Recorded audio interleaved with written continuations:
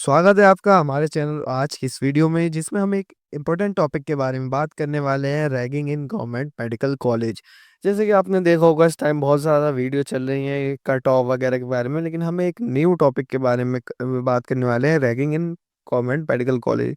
जो लोग वो का मार्क्स अच्छे आ रहे हैं और उनको लगता है कि उनको एक एमबीबीएस गवर्नमेंट कॉलेज मिल जाएगा, तो हम बात करेंगे कि कॉलेज में क्या क्या पॉसिबिलिटी हो सकती है रैगिंग की।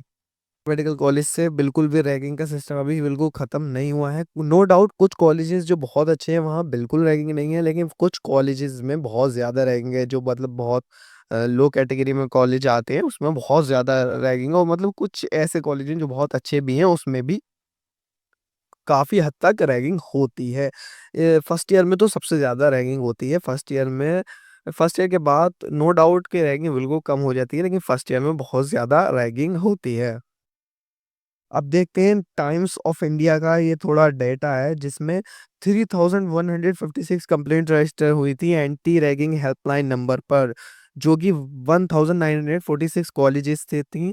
और 51 डेथ्स हुई थी लास्ट 3 इयर्स में। 51 डेथ्स बहुत होती हैं। अब आप सोचिए, एक बच्चा गवर्नमेंट मेडिकल कॉलेज पाने के लिए इतनी मेहनत करता, वो नीट की तैयारी करता, अपने जी जान लगा देता, क्या सोचता है? वो सोचता है कि मैं अब कुछ अच्छा ही डिज़र्व करता हूँ। मैंने इतनी मेहनत की, इतनी मेहनत से मेरा सिलेक्शन हुआ, तो नो डाउट कुछ अच्छा ही होगा।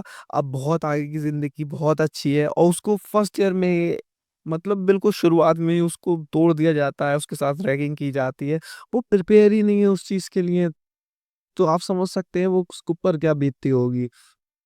और काफ़ी जगह तो बहुत-बहुत ज़्यादा रहेंगे, जैसे कि मैं आपको दिखा सकता हूँ। यहाँ देखिए देखिए फर्स्ट बहुत सी जगह फर्स्ट ईयर में क्या करते हैं भाई, गंजा करवा देते हैं, प्लस लाइनें लगवा कर निकलवाएँगे, प्लस पता नहीं क्या-क्या हॉबीज़ करके दिखावाइए। और मेनली टाइम पट करते हैं, 4-4 बजे तक जगवाते हैं रात को, पता नहीं क्या-क्या करवाते हैं, तो ये गलत है। ये सीन रुकना चाहिए, इंडियन गवर्नमेंट को इसके ऊपर ध्यान देना चाहिए।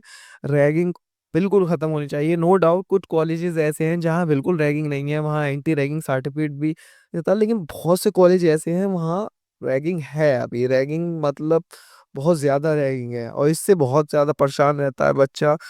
सुसाइड वगैरह आए दिन बढ़ते रहते हैं रैगिंग के थ्रू। अब खुद सोचिए, जिसने जी जान मेहनत लगाई उसके मतलब पेरेंट्स भी खुश के भाई अब तो एमबीबीएस मिल गया, और वो ऐसे मेंटल ट्रॉमा से गुजरे, तो वो पेरेंट्स को भी नहीं बता सकता। वो पेरेंट्स को क्या बताए कि मुझे क्या मिला इतने साल नीट की मेहनत करके या इतने साल ये करके।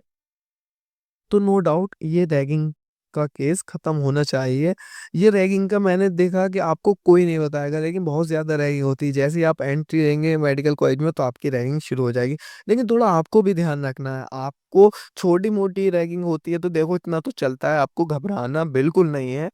हाँ, अगर कुछ ज़्यादा होती है तो आपके पास एंटी रैगिंग हेल्पलाइन नंबर है, उस पर आप कंप्लेंट कर सकते हैं। अपनी हायर अथॉरिटी से बात कीजिए कॉलेज की, अगर कुछ कुछ ज़्यादा रैगिंग हो रही है, वरना आप एंटी रैगिंग हेल्पलाइन नंबर पर भी कॉल कर सकते हैं। और इसके खिलाफ सरकार बहुत ज़्यादा स्ट्रिक्ट एक्शन ले रही है, लेकिन नो डाउट ये सब मार्जिनल फैक्ट पड़ा है इनसे। लेकिन सरकार आगे आने वाले समय में और ज़्यादा स्ट्रिक्ट एक्शन ले रही है और ये इसको ख़त्म करने के लिए कुछ ना कुछ प्लान कर रही है। बट आप भी अगर इस पे अपील करें कि सरकार को इस पर ध्यान देना चाहिए और रैगिंग बिल्कुल खत्म होनी चाहिए। अब मैं आपको एक डाटा बताता हूँ, सबसे ज़्यादा जो रैगिंग होती है वो यूपी में है।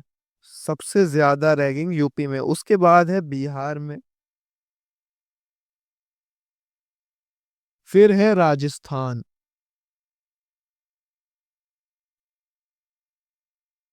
ये है नंबर 1 पर, ये 2 पर, ये भी 3 पर है। तो यहाँ यूपी के कॉलेज में तो बहुत ज़्यादा रैगिंग होती है।